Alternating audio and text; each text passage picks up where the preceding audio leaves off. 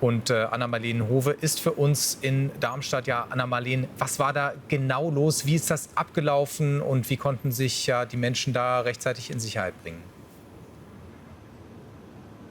Ja, also es war schon ein ganz schön turbulenter und aufregender Moment, auch für die Anwohner hier in der Straße, die immer wieder hier rauskommen und sich die Unfallstelle noch mal anschauen wollen. Das können wir gerade auch einmal gemeinsam machen, mit welcher Wucht hier wirklich der 24-jährige Unfallverursacher reingerast ist, dass diese Eisenstange von dem Straßenschild sogar abgebrochen ist und dann hier ja, herumgewirbelt wurde. Auch die Fensterscheibe hier vorne rechts von dem Geschäft ist zu Bruch gegangen, weil die Autos sich dort eben an der Stelle dann getroffen haben und zum Erliegen gekommen sind.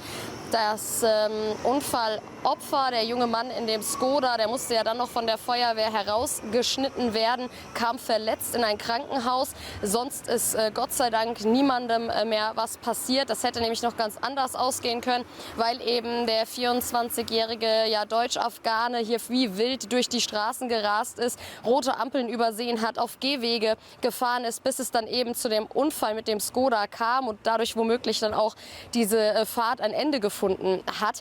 Ich hatte die Gelegenheit, mich hier vor Ort mit einem Augenzeugen zu unterhalten. Er ist ein direkter Nachbar hier von der Unfallstelle.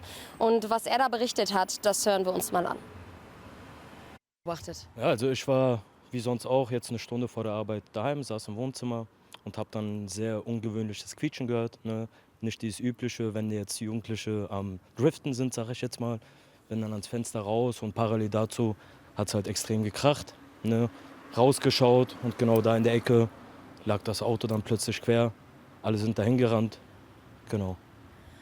Als dieser Unfall dann passiert ist, wie ging es dann hier auf der Straße weiter? Was ist weiter passiert? Klar, jetzt gegenüber ist ja die Haltestelle. Da standen erstmal ganz viele Zeugen, sage ich jetzt mal, Passanten.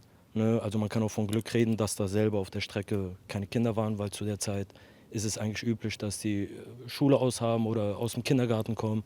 Ne? Und anscheinend haben die Leute schon vorher reagiert, ne? Weil er über rote Ampeln gefahren ist und so weiter. Ne? Und mit dem Aufprall ist es eigentlich in der 40er-Zone nicht üblich, dass ein Skoda-Kombi, glaube ich, war es jetzt, so einen seitlichen Sturz macht. Wie können Sie sich das erklären? Was schätzen Sie, das ist ja hier 40 auf der Straße. Wie schnell muss der Fahrer gewesen sein, um so einen heftigen Unfall verursachen zu Ich müssen? sag mal so, ich fahre selber einen Renault Clio. Ne? Da wäre es noch vielleicht wahrscheinlich, also mit 40 auf gar keinen Fall. Ne? Das ist gar nicht möglich. Ne? Also ich denke mal, das war schon eine enorme Zahl, die da auf dem Petto war. Also das kann man schlecht einschätzen, ne? Aber dass er da von der Seite und Skoda seitlich umstürzen konnte, das heißt schon was. Und das war ja auch ein älteres Modell, ein 3er BMW gewesen vom jungen Mann. Genau. Haben Sie gesehen, wie es zu dem Unfall gekommen ist? Ist er auf dem Bürgersteig explizit gefahren zu dem Zeitpunkt schon oder ist er in Richtung Bushaltestelle? Was genau konnten Sie denn beobachten?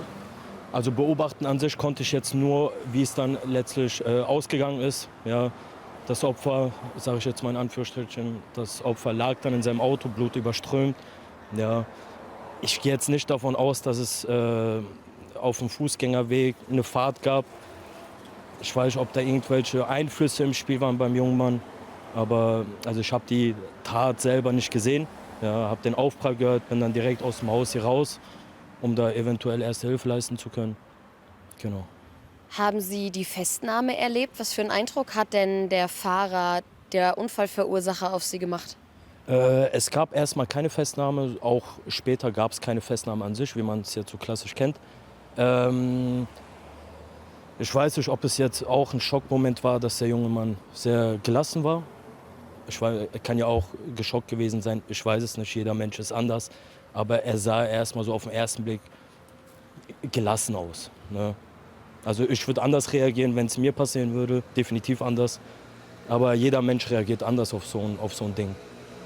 Was heißt gelassen? Er ist erst mal ausgestiegen und stand in der Gegend rum oder hat sich mit der Polizei unterhalten oder wie war der Zustand? Nee, gar nicht. Also er hat sich erstmal die Unfallstelle angeschaut gehabt und ist dann wieder zurück in den Blumenladen. Also ein bisschen weiter von der Stelle ist ein Blumenladen und hat sich da anscheinend reingesetzt. Da waren auch Passanten aus dem Laden raus, die den dann beobachtet haben. Genau.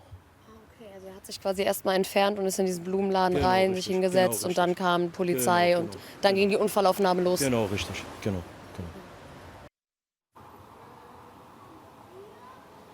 Ja, ein absichtliches Handeln sei nicht ausgeschlossen, meinte das LKA aus Hessen, die auch in Sachen Staatsschutz ermitteln. Denn es wird jetzt geprüft, war es eine Amokfahrt, war es unter Drogen- oder Alkoholeinfluss, also was sind die genauen Hintergründe. Und Welt hat wohl aus Sicherheitsbehörden auch erfahren, dass ein islamistischer Hintergrund nicht ausgeschlossen werden kann. Denn der junge Mann soll bei der Polizei gegenüber dann geäußert haben, er hätte im Auftrag Allahs gehandelt. Das müssen die Ermittlungen dann zeigen. Anna Marleen, vielen Dank für diese Schilderung und das Interview.